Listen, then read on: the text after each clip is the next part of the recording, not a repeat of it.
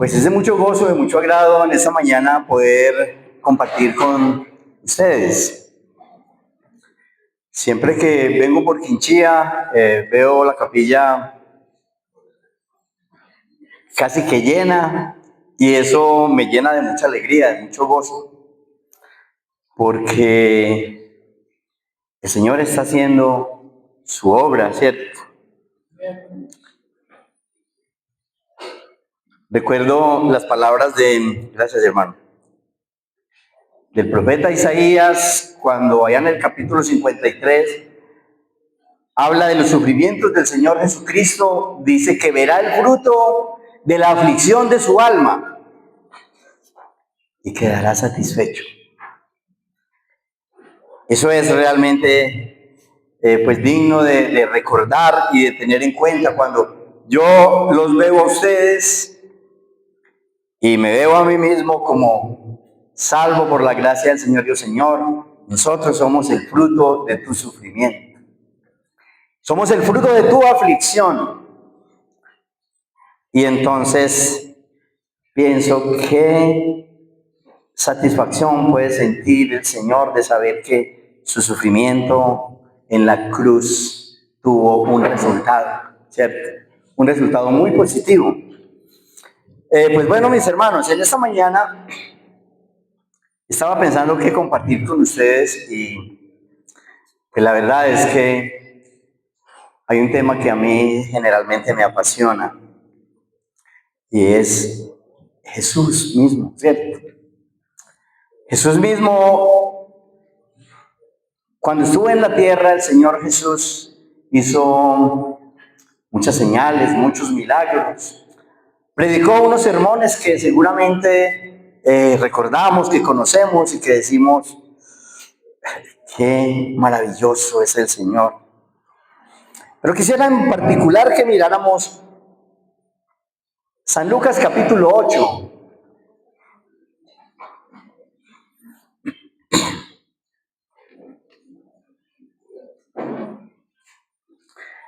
San Lucas capítulo 8 y vamos a mirar desde el versículo 22.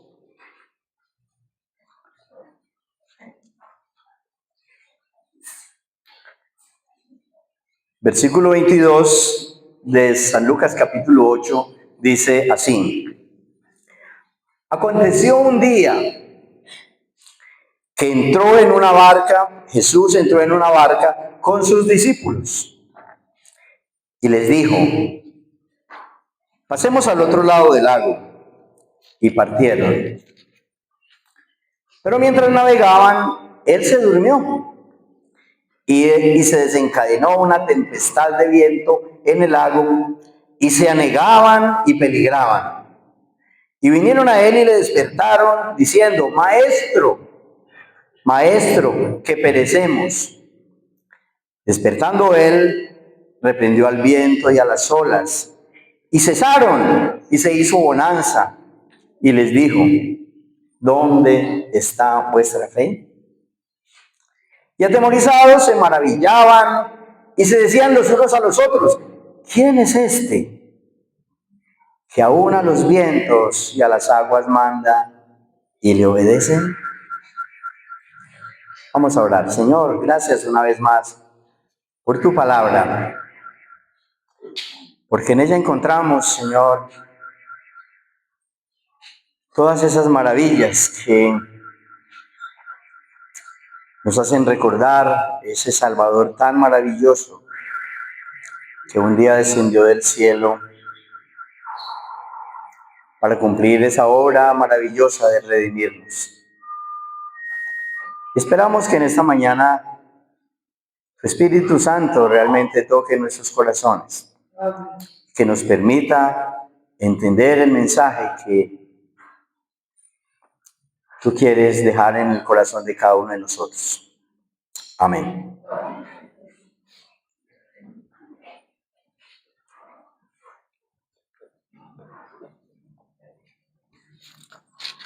Bien, voy a sugerirles que revisemos de manera como muy minuciosa esta historia. Comienza diciendo que el Señor Jesús entró en una barca y con él también entraron sus discípulos. ¿Sí? El Señor Jesús dice a sus discípulos, pasemos al otro lado del lago.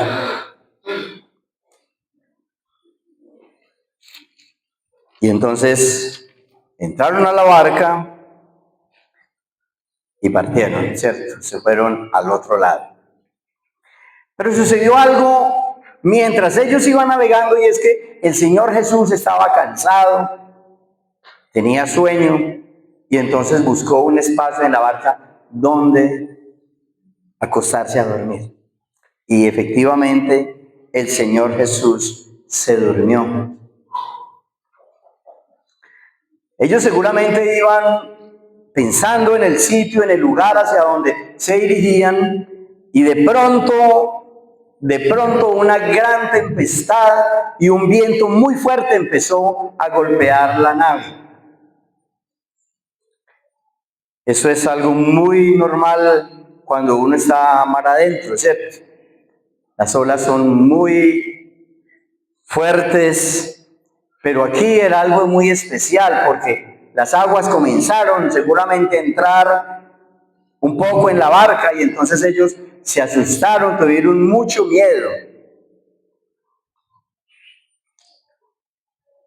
¿Y ellos qué hicieron? Fueron a despertar a Jesús. Pues Jesús era su maestro. Ellos iban bajo las órdenes del Señor Jesús, que antes les había dicho, entren a la barca para que crucemos, ¿cierto? Pero en el versículo 24, dice, y vinieron a él y le despertaron diciendo, maestro, maestro, que perecemos. Es muy interesante cómo el Señor Jesús dice que entonces él despertando, ¿qué hizo el Señor Jesús? Reprendió al viento y también a las aguas, ¿cierto? Y entonces en el 25 encontramos que el Señor Jesucristo les llama la atención diciéndoles primero, ¿y dónde está vuestra fe?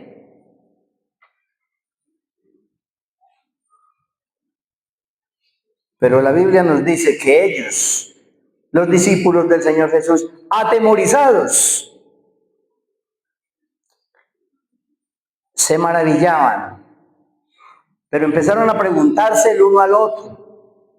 Seguramente Pedro preguntándole a Juan, y a cada uno de los discípulos diciéndoles, oiga, ¿pero quién es este? ¿Quién es este Jesús? ¿Quién es este hombre que aún al viento y al mar manda y le obedece? Y yo quisiera en esta mañana, antes de continuar el tema, que nos preguntáramos por un momento, ¿quién es Jesús para mí? Sí, los discípulos llevaban tal vez mucho tiempo ya siguiendo al Señor Jesús. Habían visto a Jesús hacer muchos milagros, pero aquí cuando el Señor Jesús calma el viento y la mar, entonces ellos se preguntan el uno al otro, ¿quién es este? Que aún al viento y a las aguas manda y le obedece.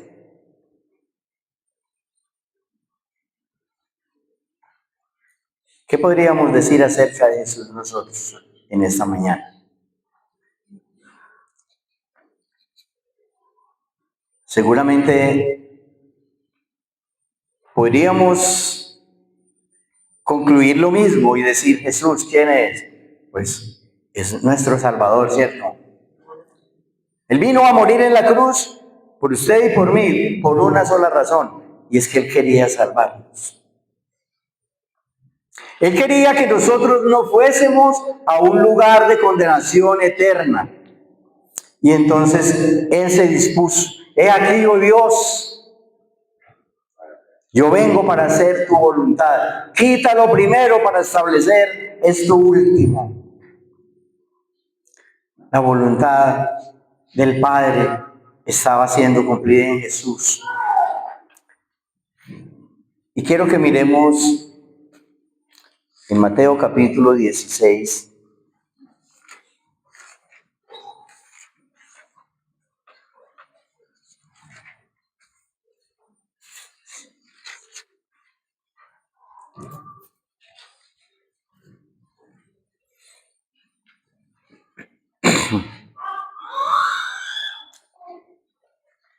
En el capítulo 16, versículo 13 de Mateo, dice así: viniendo Jesús de la región de Cesarea de Filipo, preguntó a sus discípulos diciendo, ¿cuál fue la pregunta? ¿Quién dicen los hombres que es el Hijo del Hombre? ¿Qué dicen los hombres afuera, en las calles, que es el Hijo del Hombre? Ellos dijeron, unos dicen que eres Juan el Bautista, ¿cierto? Otros dicen que Elías, otros dicen que Jeremías o alguno de los profetas. El Señor Jesús les dijo, ¿y vosotros? Ahora ustedes, ¿quién dicen que soy yo? Respondiendo Simón Pedro dijo, tú eres el Cristo, el Hijo del Dios viviente. Entonces, en el 17, entonces le respondió Jesús diciéndole, bienaventurado eres Simón, hijo de Jonás, porque no te lo reveló carne ni sangre, sino mi Padre que está en los cielos. Y es interesante cuando pienso en esta parte donde el Señor Jesús pregunta a sus discípulos diciendo, ¿quién dicen los hombres de afuera o la gente de afuera de la calle? ¿Quién dicen que soy yo? Pero es interesante cuando miramos que los hombres de afuera sí tenían una idea o pensaban que Jesús era tal vez Juan el Bautista que había resucitado. Otros pensaban que era Elías, ¿cierto? Ese es Elías. O Jeremías, o tal vez alguno de los profetas. ¿Y saben qué me llama la atención de esto? Que aún hoy día hay doctrinas que todavía dicen que Jesús fue un profeta. ¿Cierto que sí?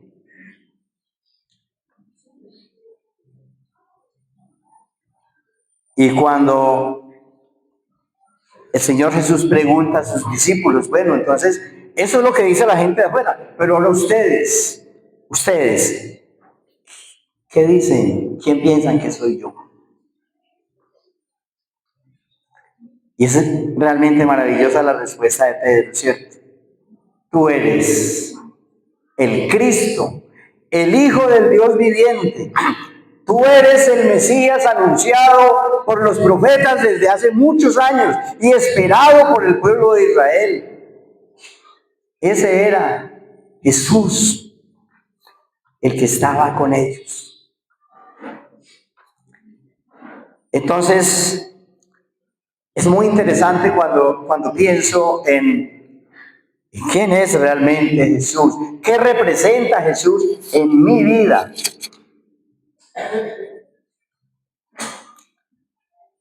Juan el Bautista, si miramos o recordemos mejor a Juan el Bautista en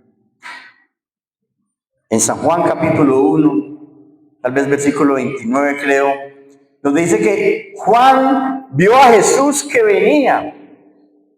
¿Y qué dijo Juan de Jesús? He aquí el Cordero de Dios que quita el pecado del mundo. Juan solamente al verle reconoció que Jesús era aquel enviado del Padre que venía del cielo. Ese Jesús que quitaba el pecado del mundo, ¿cierto? Y me llama mucho la atención,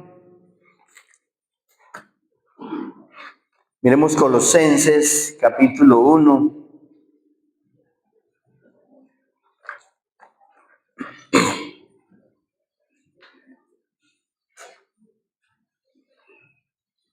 Es una porción que muchas veces nosotros leemos en la Santa Cena porque nos hace memoria de Jesús, ¿cierto? ¿Quién es Jesús? Dice en el capítulo 1 de Colosenses, versículo 15, Él, Cristo Jesús, es la imagen del Dios invisible. Es el que se manifestó siendo eterno, siendo Dios mismo, descendió del cielo y tomó forma de hombre por usted y por mí. Eso es lo que dice aquí en Colosenses. Es la imagen del Dios invisible, pero es el primogénito de toda la creación. Y aquí no está refiriéndose a que el Señor Jesús fue creado. No, por el contrario, es que es el primero porque era antes de todo lo que existe. La palabra dice que en Él fueron creadas todas las cosas, las que están en los cielos, en la tierra. ¿Sí? Versículo 16, porque en Él fueron creadas, en Cristo Jesús fueron creadas todas las cosas, las que hay en los cielos y las que hay en la tierra, visibles e invisibles, sean tronos, dominios, sean principados, sean potestades. Todo fue creado por medio de Él y para Él. Todo fue creado por Él. Y eso mismo nos atestigua igualmente el apóstol Juan allá en San Juan capítulo 1, versículo 1. Dice que en el principio era el Verbo. Y el Verbo era con Dios, pero el Verbo era Dios. Dice, este era en el principio con Dios y todas las cosas por Él fueron hechas. Y sin Él, nada de lo que ha sido hecho fue hecho.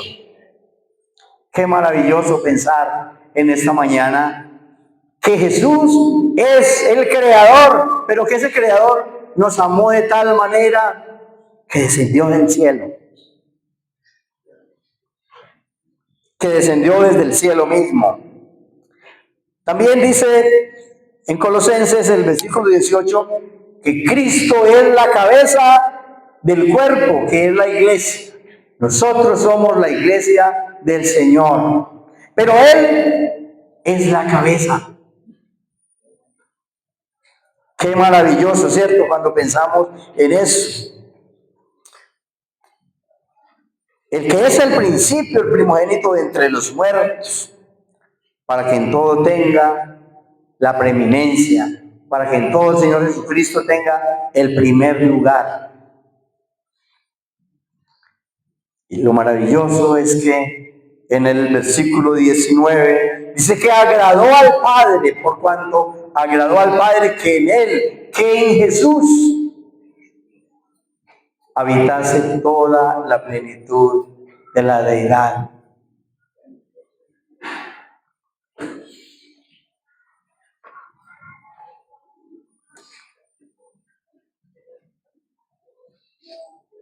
El Señor Jesús es digno de que nosotros le reconozcamos como nuestro Salvador, pero también como Señor. Porque hay una diferencia entre el Salvador y Señor de nuestra vida, ¿verdad? ¿Y qué es eso? De que nuestro Salvador, pero que también debe ser nuestro Señor. Es que cuando nosotros vinimos al Señor Jesús, reconociendo nuestra incapacidad, reconociendo nuestra inmundicia, nuestros pecados, y le dijimos que su obra hecha por nosotros en la cruz era suficiente para perdonar mis pecados y le recibimos como Salvador, Cristo en ese momento puso en nosotros su Espíritu Santo, pero se convirtió en nuestro Salvador, ¿cierto? Él es nuestro Salvador. Y por eso tenemos que darle honra y gloria y decir que Él realmente es nuestro Salvador porque nos salvó. Pero cuando hablamos de que Cristo sea nuestro Señor, entonces estamos hablando de una cosa diferente.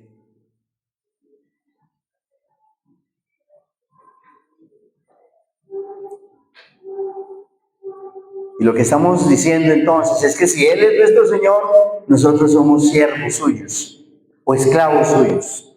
Y que yo debo someterme a su voluntad, que el propósito que Dios tenga en mi vida, yo debo permitir que el Señor lo cumpla.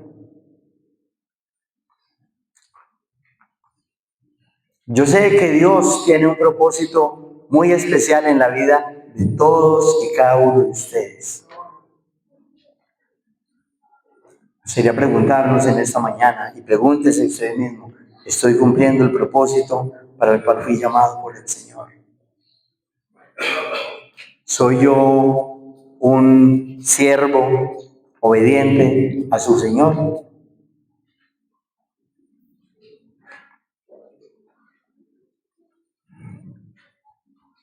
Ayer sentí realmente mucha alegría, mucho gozo con el bautismo de los dos jóvenes, Mauricio y Valentina.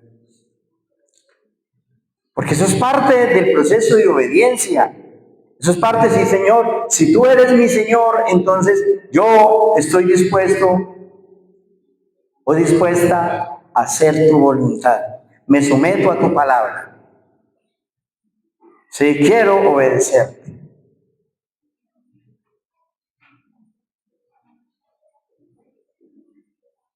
Qué bueno pensar, Señor, qué tan obediente estoy siendo a ti. Si tú eres no solamente mi Salvador, sino también mi Señor. Si tú tienes un propósito en mi vida, y ese propósito tiene que ver con, dice la Escritura, que Él nos creó para alabanza de su gloria.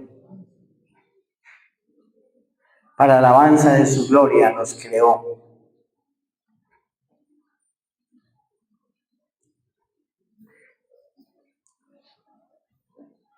Entonces podríamos en este momento pensar, Cristo, aquel que calmó el viento, la tempestad, aquel que sus discípulos, de quien sus discípulos dijeron, ¿quién es este? ¿Quién es?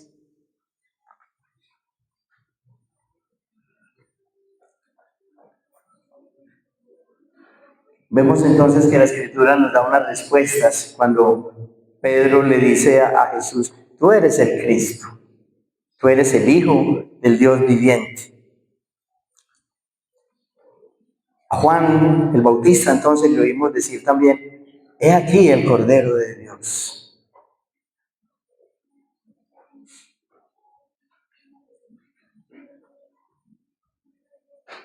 Entonces encontramos que Cristo es mucho más que eso, ¿cierto? No solamente es el creador del universo, de todo lo que vemos, Cristo también, entonces es la imagen del Dios invisible, aquel que descendió trayendo la gloria de Dios. Juan dice, allá en San Juan capítulo 1, versículo 14, dice que aquel verbo fue hecho carne y habitó entre nosotros y vimos su gloria. Vimos su gloria. ¿Y cómo era su gloria? Como la del unigénito del Padre, lleno de gracia y de verdad.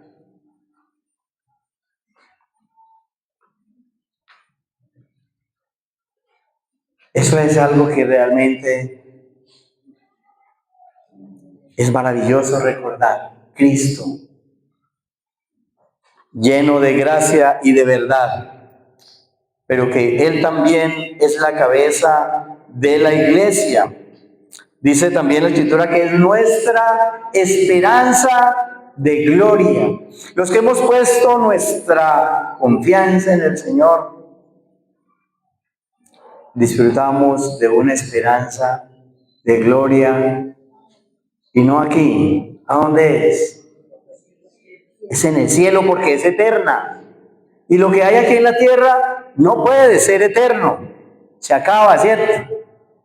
Pero tenemos la esperanza de gloria, de poder verle, contemplar al Señor Jesús en todo su esplendor, en toda su hermosura, su gloria. Y que ese sea el deseo nuestro, que ese sea el anhelo nuestro en esta mañana, decir, Señor, yo quiero verte, quiero contemplar tu gloria. Pero antes de que tú vengas, si no vienes hoy, que ojalá fuese así, ¿cierto? Ojalá el Señor viniera aquí a relevantar a su iglesia en esta mañana. Pero ojalá que todos estemos preparados. Porque si alguien en esta mañana no está todavía listo, todavía no ha recibido al Señor como Señor, como Salvador de su vida, pues yo le motivo para que no espere más.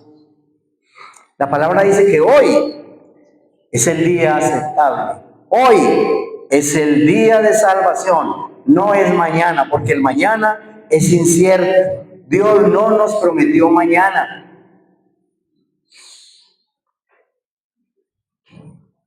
Porque si Cristo viniera, hoy mismo tuviésemos que pasar a la presencia del Señor,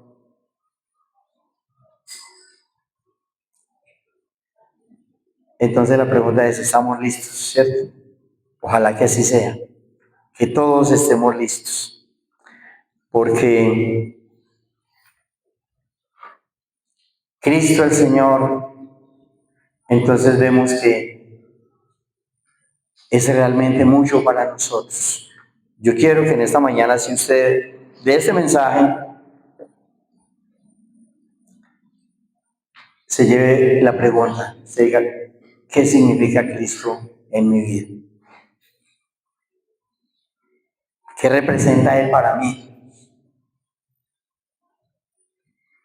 ¿Qué representa aquel que dejó su trono de gloria y descendió del cielo? ¿Qué representa para mí? ¿Quién es Jesús? Amado Dios y Padre, te damos gracias en esta mañana,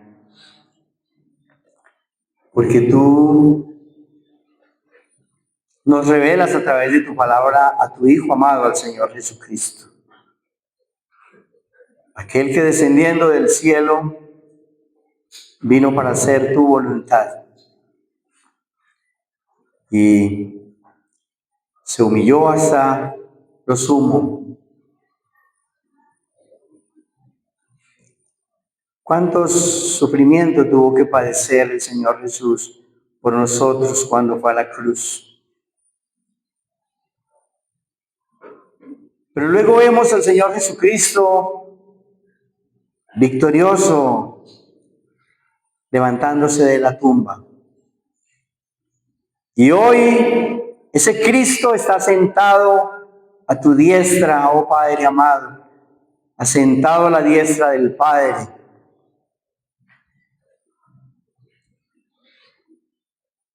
Y para nosotros, Cristo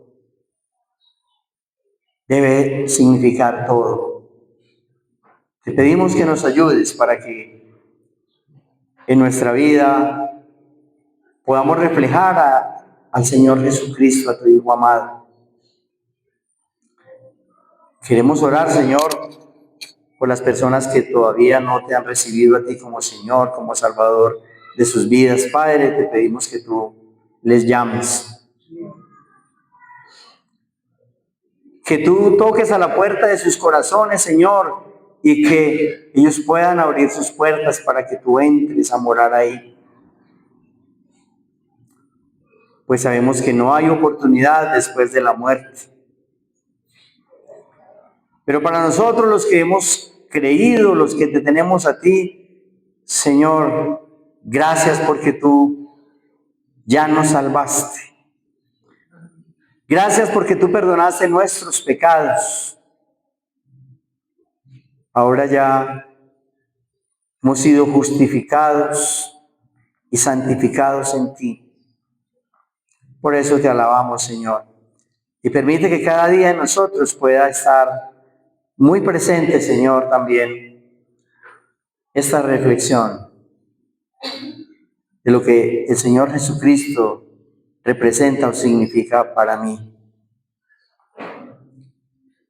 Esperamos que durante esta semana nos regales también tu bendición y tu guía.